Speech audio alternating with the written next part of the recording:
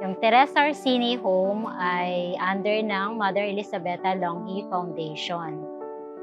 It was founded 2019. Then yung elderly is founded August 28, 2006. So, nagsimula kami sa Mother of Mercy Clinic. Nung dumami na po yung mga matatanda, nag-build kami ng ganitong house, Teresa Orsini Home. Then we cater yung mga indigent, abandoned, and neglected elderly.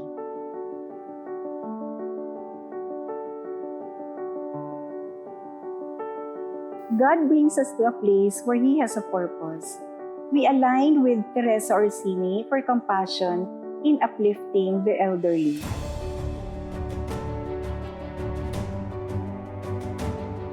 Bakit po Teresa Orsini? Because it aligns with the core values of our company, Fine Nutrition.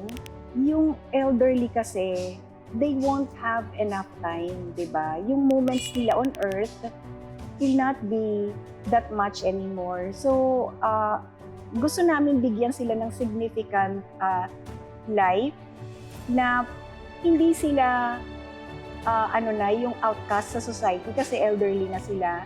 Gusto namin ma-feel nila na relevant pa rin naman sila sa society.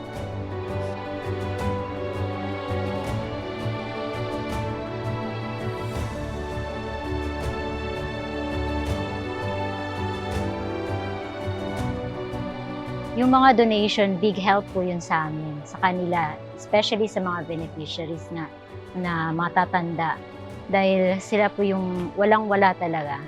So, yung mga nagbibigay, sa kanila po yun napupunta. Mga food, mga medicines. And thank you sa mga donors in your support materially and spiritually.